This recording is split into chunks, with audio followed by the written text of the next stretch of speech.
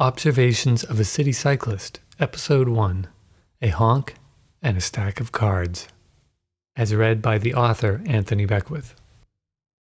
There exists quite a busy intersection in the northwest corner of Cambridge's bow-shaped expanse.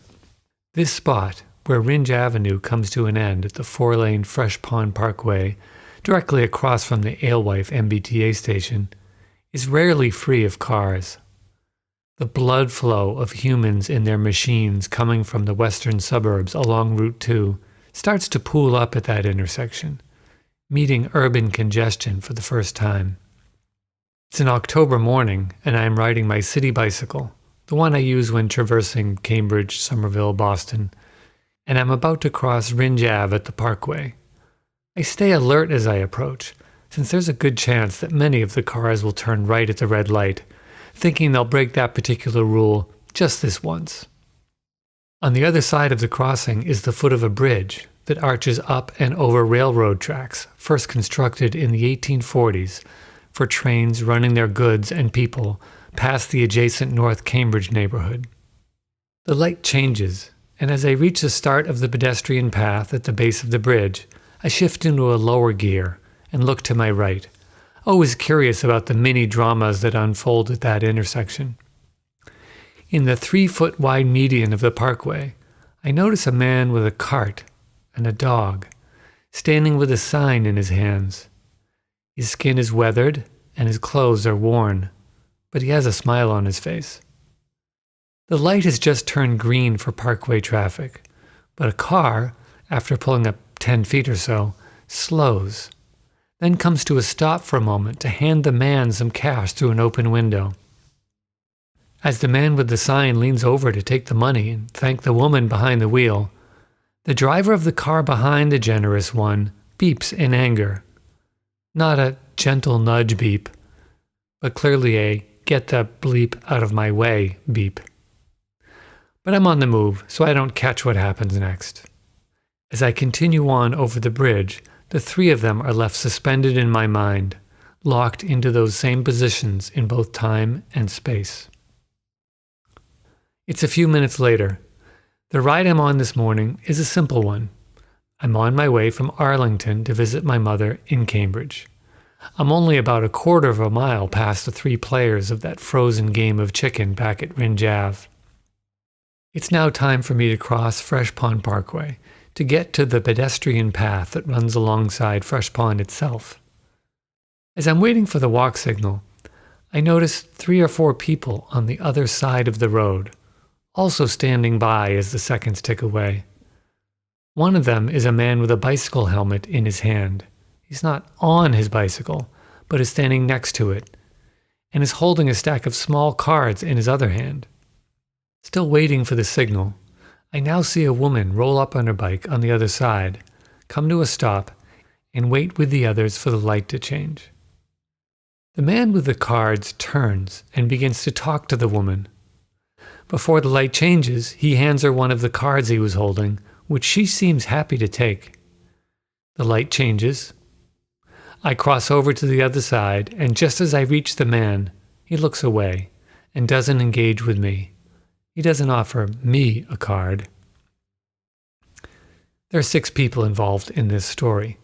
The man asking for money in the median, the generous driver, the impatient driver, the man with the cards, the woman with one of the man's cards in her hand, and me.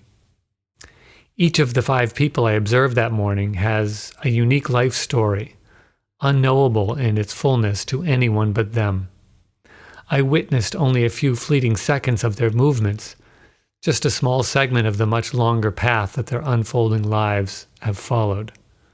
So, naturally, I have questions.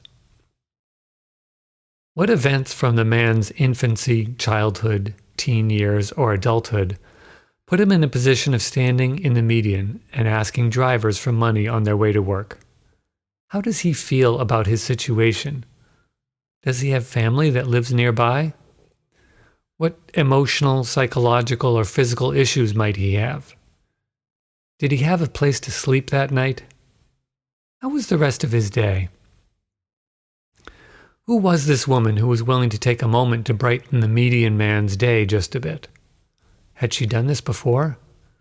Where did her empathy come from? Had she known someone else in a similar situation? Was she on her way to work? If so, what kind of work does she do? How did the rest of her day go? Why was the driver of the other car, the one witnessing generosity unfold in front of him, agitated enough to honk his horn? Was he on principle against handouts? Was he late for work? Was he frustrated by something else going on in his life, putting him in no mood for this kind of nonsense? Didn't he reach the next red light at pretty much the same time he would have anyway? And how did the rest of his day go? Who was the man standing next to his bicycle with the cards in his hand? What was written on the cards? Was he handing them out for his own business? For some political movement? How long did he plan on standing there?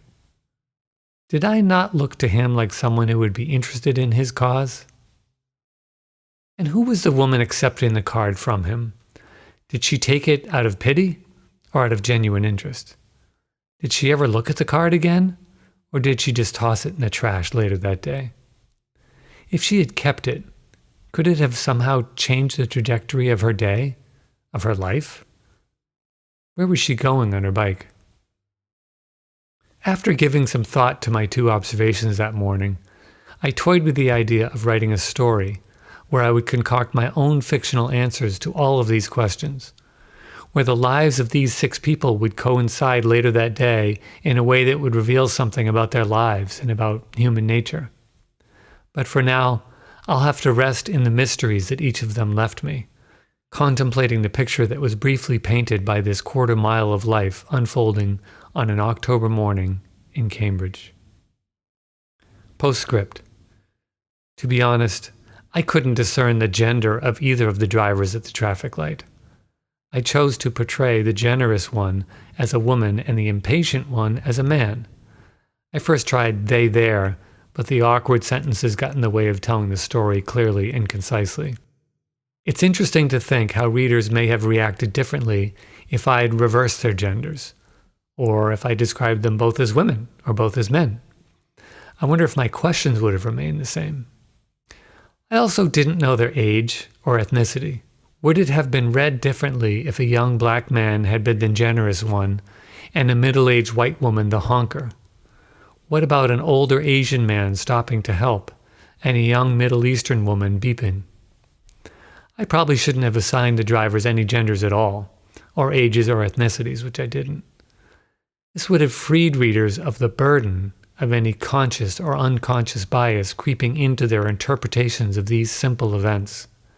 It also would have put the focus purely on human behavior, without the cultural implications that any more detailed description would unavoidably add to the mix. Maybe next time.